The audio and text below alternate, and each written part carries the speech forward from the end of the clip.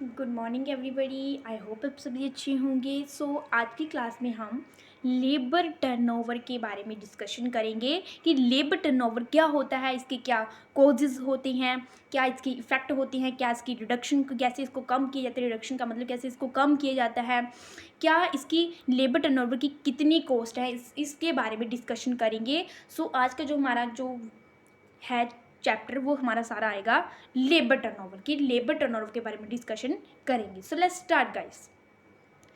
Labour turnover नाम से भी कुछ चीज़ें क्लियर हो जाती हैं कि लेबर टर्नओवर क्या होता है कि जो वर्कर्स हैं, कि जो काम कर रही जो वर्कर्स हैं वो ऑर्गेनाइजेशन को छोड़ के जा रही हैं। सो ये है और लेबर टर्नओवर कि अगर लेबर टर्नओवर हाई होगा तो ये अच्छा नहीं होगा, अगर ये लो होगा और अच्छा होगा।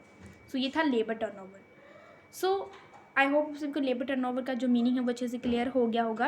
नेक्स्ट है कि कॉजेज़ क्या होते हैं लेबर टर्नओवर की। Causes of labour turnover, first था इसमें पर्सनल कॉजेज़ कि अगर कोई वर्कर है उसका क्या पर्सनल कॉजेज़ हो सकता है कि और वो इसका हेल्थ ठीक नहीं है, उसकी अगर डेथ हो जाए तभी उसकी रिटायरमेंट हो जाएगी, ये इसके पर्सनल कॉजेज़ है।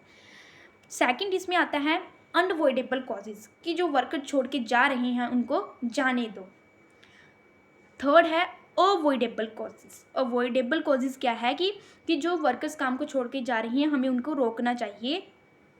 ये था अवॉइड, उनको रोकना चाहिए, प्रमोशन करके उनकी प्रमोशन करनी चाहिए जिससे वो रुक जाए। ये थे 3 कॉजेज़ थे, personal causes, unavoidable causes and last हमारे पास अवॉइडेबल कॉजेज़। ये थे 3 types of causes. Next topic है कि इफेक्ट क्या होते हैं लेबर टर्नओवर के। लेबर टर्नओवर के क्या इफेक्ट हो गया, अगर लेबर टर्नओवर जो वो हाई होगी तो क्या होगा, अच्छा नहीं होगा, ऑर्गेनाइजेशन के लिए अच्छा नहीं होगा क्योंकि जो वर्कर्स होंगे वो काम को छोड़ के चले जाएंगे। तो ये जो किसी ऑर्गेनाइजेशन है वो उसके ऑर्गेनाइजेशन के लिए ये अच्छा नहीं होगा। नेक्स्ट है हमारे पास कि रिडक्शन ऑफ लेबर टर्नओवर, कि लेबर टर्नओवर को कैसे रिडक्शन किया जाता है, कि कैसे कम किया जा सकता है लेबर टर्नओवर को। ये तो इजी है कि अगर हम क्या करेंगे, अगर हम वर्कर्स को क्या करेंगे, सैलरी देंगे, मेडिकल फैसिलिटीज़ देंगे, पेंशन देंगे, मोटिवेट करेंगे, हेल्थ बेनिफिट देंगे, तो ये क्या होगा कि लेबर टर्नओवर इन चीज़ों से क्लियर हो मतलब ख़त्म हो जाएगा। तो इससे हम जो है वो इसका रिडक्शन कर सकते हैं, सैलरी दे के, हेल्थ फैसिलिटीज़ दे के एंड मतलब है और पेंशन दे के, ये सारा कुछ करके हम जो है वो लेबर टर्नओवर को रिडक्शन कर सकते हैं। नेक्स्ट हमारे पास कि लेबर टर्नओवर की कितनी कॉस्ट है। लेबर टर्नओवर की 2 कॉस्ट हैं, preventive cost and replacement cost. कितनी कॉस्ट है लेबर टर्नओवर की, 2 कॉस्ट हैं, preventive cost and replacement cost.